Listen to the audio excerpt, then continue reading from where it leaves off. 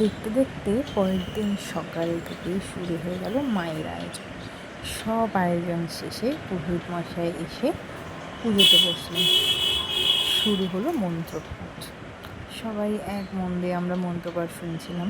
সাথে বিভিন্ন লোকজন আমাদের বাড়িতে পুজো দিতে আসছে, তাদের আমরা সাদরেই আমন্ত্রণ জানাচ্ছিলাম। আর এই মায়ের অন্নপূর্ণা পুজোর যে আয়োজন, সেটা দুর্গা পুজোর থেকে কিছু কম নয়। বিভিন্ন রকম নৈবেদ্য, ফল, ফুল আর বিভিন্ন সুগন্ধি দ্রব্যে মা সজ্জিত। সাথে শুরু হয়ে গেছে মায়ের আরাধনা।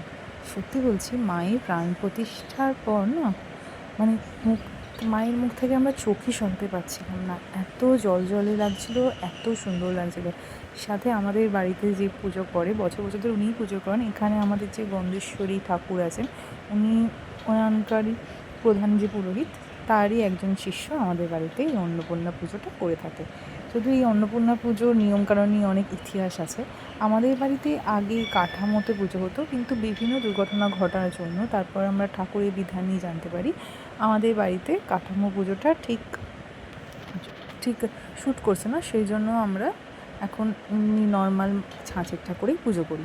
আর এই অত সুন্দর ছাঁচের ঠাকুরটা দেখে অনেকেই ভেবেছে যে এটা হয়তো কাঠামোর ঠাকুর, কিন্তু এটা আসলে একটা বিশেষ অর্ডার দিয়ে তৈরি করা ছাঁচের ঠাকুর। যাই হোক, আমার ভাই এখান পুজো নিয়ে খুব ব্যস্ত। সবথেকে উত্তেজিত হলো পুজোর সমস্ত আচার আচরণ নিয়ে থাকবে। তারপর এসে গেছে মায়ের ভোগ। আর আপনারা জানেন যে অন্নপূর্ণা মায়ের ভোগ কাটবে, অনেকেরই দুর্ভোগ কাটে, এবং এই ভোগ দর্শন করাই একটা বিরাট পুণ্যের ব্যাপার। সেখানে আমাদেরই একজন পিসি, ইনি দীক্ষা নিয়েছেন, ইনি এই পরম যত্নে মায়ের ভোগটা রান্না করেন, এবং যিনি মায়ের ভোগ রান্না করবেন সকাল থেকে তাকে পুরো নির্জলে উপোস থাকতে হবে। তো যাই হোক, পিসি প্রতি বছরই এই মায়ের ভোগটা রান্না করে। তারপর হলো মায়ের অর্ঘ্য বাঁধা। বিভিন্ন রকম নিয়মকানুনের মাধ্যমে পুজো চলছে। তারপরে হয়েছে যজ্ঞের আয়োজন। এই অন্নপূর্ণা পুজোর সব থেকে অ্যাট্রাকটিভ পার্টটা হলো এই যজ্ঞ। আর এই যজ্ঞে যারা বসবে তাদের প্রত্যেকেই মাথাটা ঢেকে বসতে হবে, এটাই হলো যজ্ঞের নিয়ম। সেই মতো আমরা বাড়ির সবাই, যারা মহিলারা, মাথায় কাপড় দিয়ে এই যজ্ঞে বসেছিলাম। এবং এই যজ্ঞকুণ্ডটা আমার কাকা ঠাকুরকে দান করেছিলেন, এবং একের পর এক সব কাঠ, ঘি, বিভিন্ন রকম বেলপাতা, কাঠের টুকরো দিয়ে যজ্ঞকুণ্ড প্রস্তুত হচ্ছিল। আর সাথে তার মধ্যে অগ্নি প্রজ্বলিত হলো, শুরু হয়ে গেল যজ্ঞ। আর আমরা বাড়ির সবাই একটু একটু করে যজ্ঞে আহুতি দিচ্ছিলাম। শোনা যায় যে এই যজ্ঞের আগুন নাকি যত উঁচুতে ওঠে তত সেটা ভালো, বাড়ির সুখ সমৃদ্ধি সব কিছু বয়ে আনে। তো সেই মতোই আমাদের বাড়িতে যজ্ঞ হচ্ছিলো। আর বিভিন্ন পাড়ার লোকজনে এসে ভিড় জমিয়েছিল। আর এই যজ্ঞকুণ্ড দেখা যাচ্ছে যে কতটা উঁচুতে আগুন জ্বলেছিল, এবং খুব ভালোভাবে আমরা পুজোটা সম্পন্ন করেছিলাম। এবং বাড়ির প্রত্যেকের সদস্য এসে হাতে একটু একটু করে অর্ঘ্য নিয়ে এই যজ্ঞকুণ্ডতে আমরা আহুতি দান করছিলাম, আর সাথে আমাদের সবাইকার শারীরিক মানসিক সুস্থতা কামনা করছিলাম। আর এই যজ্ঞকুণ্ড বলে যে যজ্ঞে যতক্ষণ বসা যায়, বা যজ্ঞের এই যে তাপ, বাড়ির সব অশুভ শক্তি সব কিছু দূরীভূত করে, এবং সব কিছুকে, পুরনো কিছুতে আগুনে পুড়িয়ে নতুন করে সব কিছু আবার বয়ে আনে।